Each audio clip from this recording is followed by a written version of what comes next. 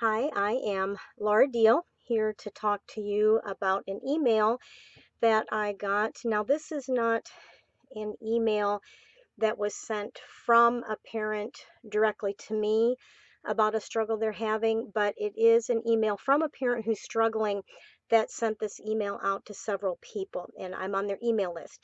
And so I wanted to talk about this email and what she wrote. She says, I've been on my grief journey for almost 2.5 years. What I'm finding is that for my husband and I, the pandemic is bringing us back to the early grief days. We're deeply in it together, navigating and learning what these changes mean for us, navigating it without the support we thought we'd have, without the future we thought we'd have, wishing our daughter was at home with us, craving distractions, minds racing with the what ifs and uncertainty. Time is moving so slow. And it made me wonder how many of you are struggling with this time of shelter in place, safe in place, quarantine, whatever you want to call it. It's affecting every single person on the globe. And that's just mind boggling, isn't it? For me personally, because we live in our motorhome and we're so self-contained, and because so much of what I do to help grieving parents is online, like this video and podcasts and blogs and emails and that kind of a thing, it really hasn't affected me like it has a lot of you. And and I understand why it can bring up just all kinds of grief triggers and thinking about who isn't with you in your home or who you're not hearing from, and what is something that you can do. Are there things that you can do that can help you? Because I know for us who have been through traumatic events and we're maybe even still in the beginning of that and still struggling with the deep grief, and then you throw something like this on top of it, it can be really hard. And so I wanted to maybe just make some suggestions on some things that might be able to help you through some of the worst of this. And the person that sent this email out, her name is Jen. And one of the things that she talked about is she says, we found we have been developing tools in our toolbox for moments like this during our grief journey. And what she shares is the same thing that I would share. Find things to do. I know it's so easy and it sounds simple, right? It's like, duh, okay, whatever. I'm trying. But the thing is, it's easy for us to allow the grief to just suck us under and allow this time of having to stay in our homes to just take us under with depression and kind of add to the feelings that we don't want to do anything. I mean, the grief is so heavy on us anyway, and so it just adds to that heaviness. And I guess in a way, continuing to give us excuses to not do anything. And I understand when we're in the very beginning of the grief, and we can't help it, that darkness just takes us under.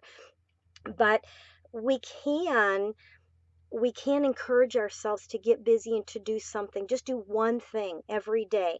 One thing every day. And then maybe in a few days you can two things I'm going to do today besides just sitting around, and maybe finding the energy to take a shower. For those of you that are further along in your grief, it'll be easier for you to do this, but you really have to make a determination to do it.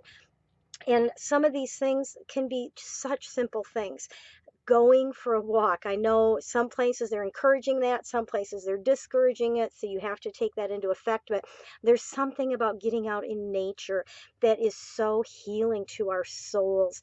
So do whatever you can to get out in nature and just absorb the sounds and the beauty of where you are. Doing things like, is there a hobby you've been wanting to take up, or a hobby that you put down maybe during the grief or years ago that you could pick up again? Knitting.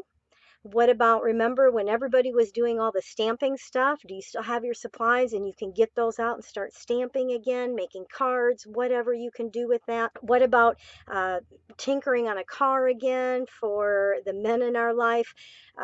Disconnecting from social media is something that I think is important at times, because it can just keep us on that trail of kind of the woe is me, the world is falling apart and I don't want to be here anymore. And I know we struggle with that as it is. So to add something like this sure doesn't help, does it?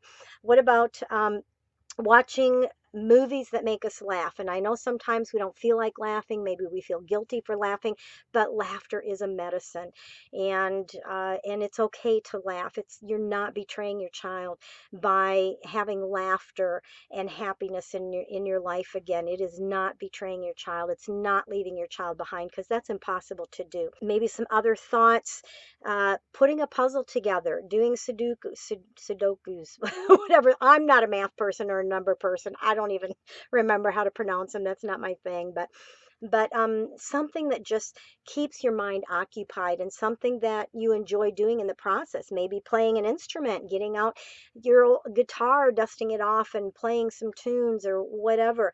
Something that helps keep your mind off of the darkness, and something that will just occupy your mind for a little while. And even something as simple as taking some deep breaths to just help your body to relax and help your body to just feel more calm and able to handle what's going on around us. And one thing that I have enjoyed doing, I enjoyed it as a child. I'm not necessarily that good at it, and I'm not an artist, but I have always loved to color.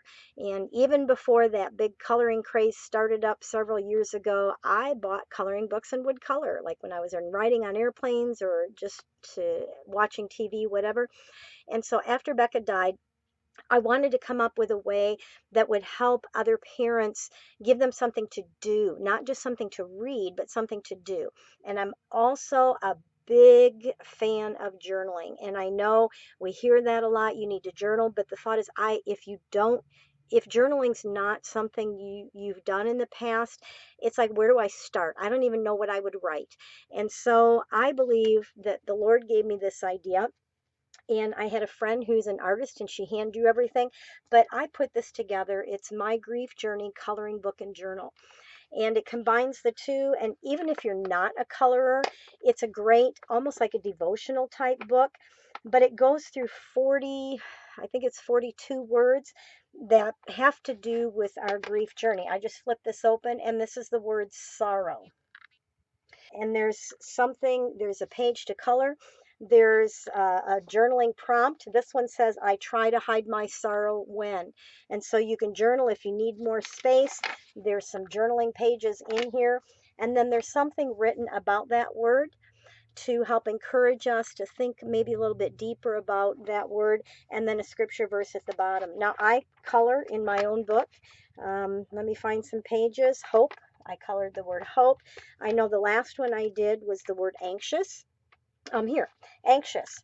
And the journaling prompt says, I worry about. And I wrote my other children, how it has affected them and how they're no longer close with each other. That's just one of those things that's a struggle. Here's the word memories. The first word I colored in here was the word fear, but anyway, you get the idea. And I wasn't planning on this being a commercial, but with all the time we have on our hands, uh, it's just something, I guess, as I was talking about this, I thought this would be an option to offer to you if you're interested. You can get it anywhere you get books. You can order it directly from us. You can find out more about it if you go to gpshope.org/mygriefjourney, and you can find out more about the book. So I just wanted to encourage you to find things that can keep you busy, that can occupy your mind, that will keep you from just spiraling down into the darkness of grief, especially during this time when so many of us are not working at our jobs. Our routine has been totally messed up, if you've even gotten into a routine after the death of your child yet. But we're all in this together, and I know everybody's saying that, but especially as grieving parents, we are in this together. And it's a different world for us when you also have this other layer of grieving the death of your child. So I hope this was a little bit helpful to you and that you'll find ways to connect with us at GPS Hope, Grieving Parents Sharing Hope.